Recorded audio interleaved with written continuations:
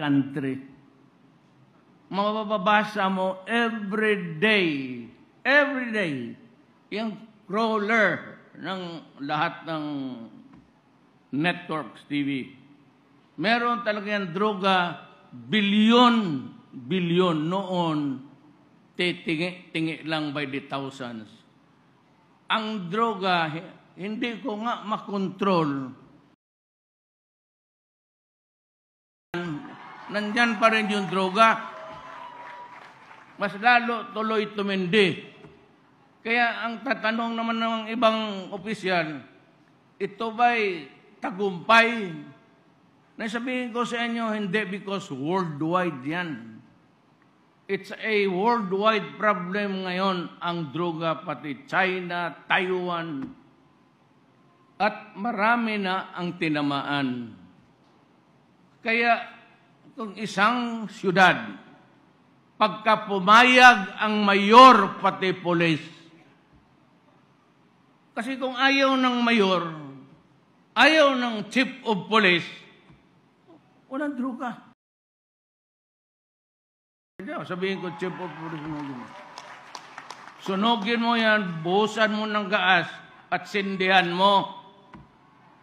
Yan ang dapat gawin ninyo. Walang mangyayari dito. Sabi ni Bato, 1.6. Sabi naman ni Santiago noon sa PDEA, yung earlier, yung predecessor niya, na inaayos po ni Sir sa CIDG, yung mga ganyan po, since friends ko rin naman sila, and parang nalaman ni Sir Leonardo din na kaya siya ang na-mention dahil po nagtanong sa akin si Presidente, nagkukwento po siya. And pag nandun po ako sa opisina, nakikita ko yung movement. So lahat ng impormasyon mo tungkol dito sa war on drugs na nakalagay dito yung sa iyong affidavit at saka dito sa diagram na binigay mo, galing po lahat ito kay Colonel Leonardo in your meetings with him? Yes, Your Honor, and yes po. And yung experience din nila sa ground as kasi experience nila sa ground. So in other words, sa lahat ng bagay, hindi po kayo kasama, pero karamihan sa detalye ng operation ng war on drugs, alam po ninyo. And yet, you say, hindi ka kasama sa sistema. Alam ko po, Mr. Chair, kasi po, kami po din sa ground, nakakahalubilo ko yung R2 namin, yung mga operatiba, yan po pinagkukwentuhan. And there was a briefing na pagkausap ko siya, si Sir Leonardo, nakukwento niya yung level, saan ba yung level 1 na yan? Hindi, dahil pag level 1, ano lang yan, ordinary, nag-explain siya. I cannot recall na lang po yung specific amounts po sa lahat. Okay. Nag-explain po siya sa akin. On that day, you said that you were called by the President. Dalawa lang kayo nag-usap. Yes, Your Honor. Tapos, hindi mo inaamin dito sa amin sa previous hearing na hindi ka malakas kay Presidente Duterte? I don't... Hindi ko alam kung malakas. Yeah, I think so, Mr. Chair, na... Ngayon, inaamin mo na malakas ka sa kanya. Because I can see from the scheme of things, tatatlo lang naman yung opisyal na malakas nundan sa level na malakas kay Presidente. Ikaw, si Colonel Leonardo, at saka Senator Bato de la Rosa. All the other officers, PNP officers, assigned in Davao, nasa ilalim pa nga ninyo Tama? Kasi, Madam Garma, all the signs are there na malakas ka kay former President Digong. Kasi sa isang ceremony sa Malacanang where generals of the Bureau of Jail Management and Penology, Bureau of Fire Protection, and the Philippine National Police, naka-white duck silang lahat At ikaw lang ang colonel, lieutenant colonel na mapromote sa full colonel in blue attire. Yes, and po. the President gave you special attention, and yet you are very brave and blatant to say na hindi ka malakas kay former President Duterte. I would have cited you in contempt then because you were lying. Pero now that you are cooperating, aaminin mo ba ngayon? Yes, Mr. Chair, I have... Mabuti, inaamin mo. Ngayon, insofar as the question of the Honorable Fernandez is concerned, whether you have romantic ties with the President, I leave that to the imagination of the Honorable Fernandez. Hindi na ako magtatanong doon.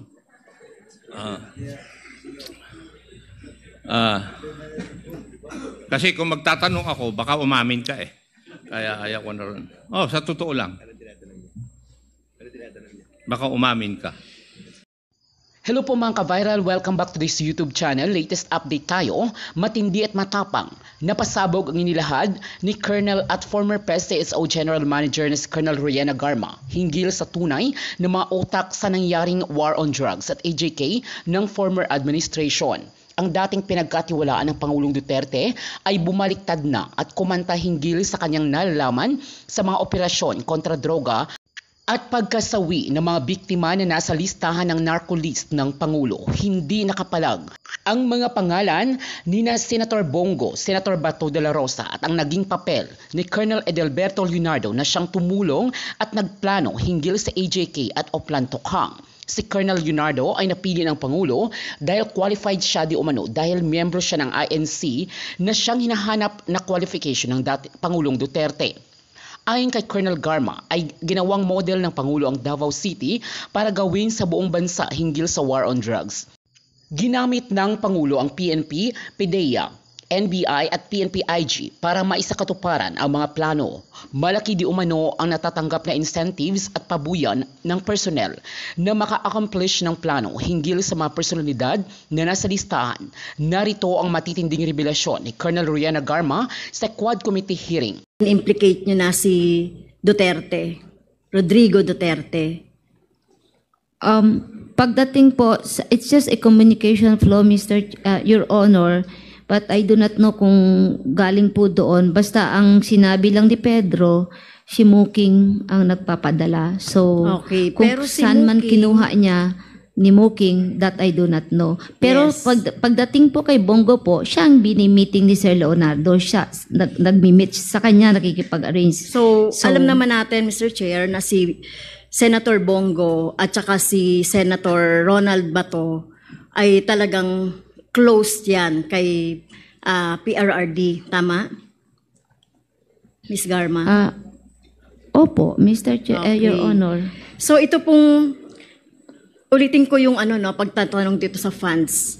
Kasi Mr. Chair, kung napansin niyo 2017 hanggang 2022 lumobo ang confidential funds. No, from naging 400 plus billion ang confidential funds. So do you think yung pera po ay isang source po ng pinagkukuhanan ng rewards ay yung confidential funds or intelligence funds? Ayoko Ms. po mag-speculate po, Your Honor. Hindi ko po Okay. alam kung anong source, Okay. Your Honor. So, kung hindi niyo yun masasabi, obvious naman, Mr. Chair, no? Pagdating dito, no, kay Bongo tsaka kay Ronald Bato, close kay PRRD, at ang pera, ang flow ng pera mula kay Bongo hanggang kay Muking patungo kay Pedro. At si Leonardo yung bahala dun sa ibang pagbibigyan ng pera. As the matrix show or the flow chart show. Minention mo si Peter Lim at doon sa affidavit ni Kerwin, parang ini-implicate ni parang sinasabi doon sa affidavit ni Kerwin na pinapa-implicate si Peter Lim doon sa war on drugs or doon sa droga. Hindi mo minention si Michael Yang. May alam ka ba kay Michael Yang? Wala po, Your Honor. Kaya ako lang na-mention si Peter Lim because I was assigned in Region 7 At it appeared that he's the biggest drug lord sa Visayas area. That's why siya lang ang naaalala ko as far as Visayas area is concerned. Okay. So hindi mo alam na baka si Michael Yang ay sa Mindanao area naman? Wala po akong alam, Your Honor. Okay. By the way, ang mas mataas sa inyo ni Leonardo ay si Colonel Leonardo, tama? Kayo po yung... Yes po, class 96 po siya. Okay, class 96. Kasi sa affidavit ninyo po, kinausap kayo ni PRRD para bumuo ng task force at naisip ninyo si Leonardo. So, wala po siyang... Hindi siya nagsabi na bubuo kami. okay, pero naisip niyo po, dahil wala kang experience, si Leonardo yung naisip mo. Hindi po. Very specific po instruction, operatiba na Iglesia ni Cristo. Definitely it's not me because I'm not an Iglesia ni Cristo, Your Honor. At saka hindi talaga ako operatiba. Yes, sinabi niyo po kasi sa affidavit ninyo na wala nga kayong experience. Hindi rin kayo Iglesia ni Cristo. Nagpahanap lang po. Pero alam ninyo, si Leonardo ay iglesia. Bakit ba iglesia ni Cristo? Tinanong mo ba si Presidente? Bakit si Duterte? Bakit iglesia ni Cristo? Di ba? Oo, bakit nga? Nahiya ako magtanong, Your Honor. Nahiya po ako magtanong. I just complied. So dahil alam mong iglesia ni Cristo si Leonardo, siya yung kinontak mo? As far as during that time po kasi, nakita ko kasi operatiba talaga si Sir Leonardo and I work with him sa CIDG 11. So siya yung una, later part na realize ko pwede siya. So I mentioned his name kasi Iglesia ni Cristo rin siya at medyo may katungkulan siya sa iglesia. So I think he is qualified, Your Honor. Okay. So, well, nagswak naman doon sa requirement ni Presidente Duterte, si Leonardo. Sa tingin ko po na kasi siya naman po na atasan, so perhaps po na-qualify po, Your Honor. Okay. So, dito sa affidavit mo, Mr. Chair, talagang talagang mention si Leonardo as part nung flow of payment o ng flow of rewards dito sa war on drugs or sa extrajudicial killings. Tama po ba? Actually, lahat po ng officers, it's a public knowledge po. Takot lang po sila magsalita. Pero lahat po ng officer na nandito po sa loob, alam po nila yan, public knowledge lang po. Ako lang po naglakas loob magsabi, Your Honor. So lahat ng mga officers dito, so ibig sabihin si Marcos, alam niya yan, so lahat ng PNP, si Torre, yung mga yan, alam na po lahat. Yes, lahat. Your Honor. Okay.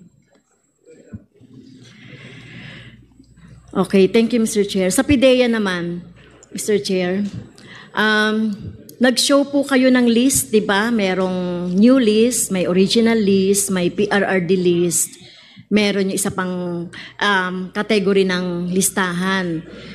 So, dito po sa mga list na to, may mga X. Ibig sabihin po, namatay na po yon. Yung may mga X. So, hindi ko kilala po yung mga, yung nasa list, no?